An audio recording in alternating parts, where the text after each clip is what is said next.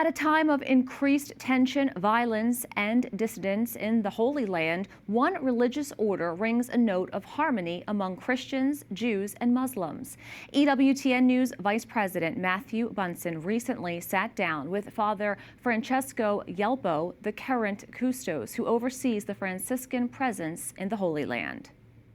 I am delighted to have here in studio Father Francesco Ielpo, recently appointed the Custos of the Holy Land, one of the most important positions for the Church in the Holy Land. Benvenuto. Thank you so much. Thank you so much for your time in joining us. I know that you're very, very busy. Grazie per questo invito e per questa opportunità. Sì, perfetto.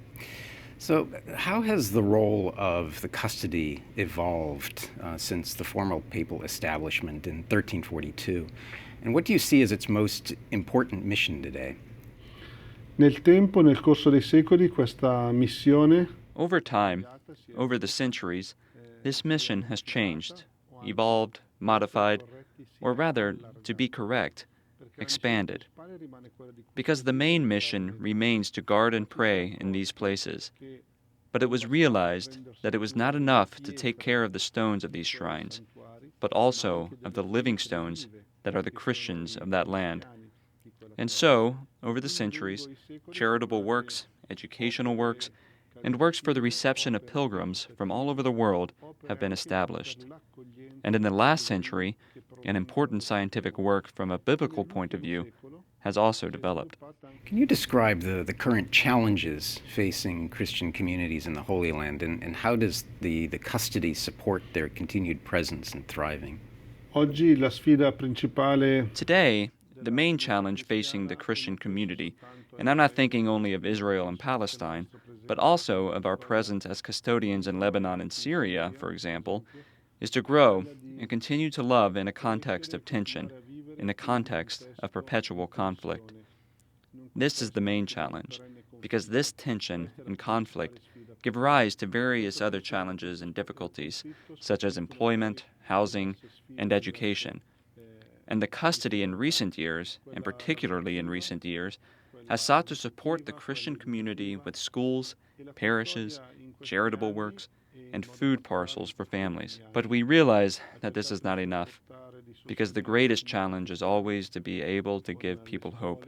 So how has the ongoing regional conflict affected the custody's work, and what role do you see the Franciscans playing in promoting peace and reconciliation? La prima conseguenza è la mancanza di lavoro. The first consequence is the lack of work.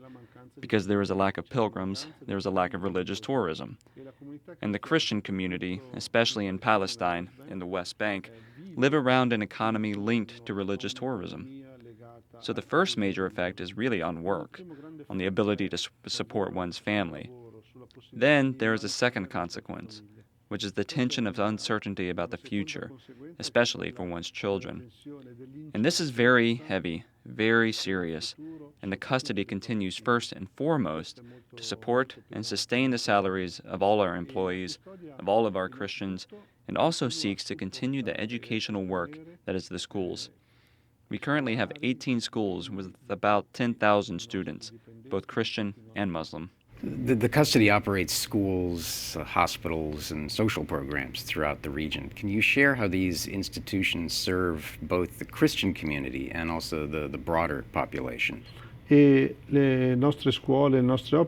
schools and works are recognized by everyone, and other religions and communities are also very happy to enroll their children in our schools. For example, in Jericho, 90% of the students attending the Franciscan school are Muslim. Yet they understand and appreciate that the service we offer is for everyone and is of high quality.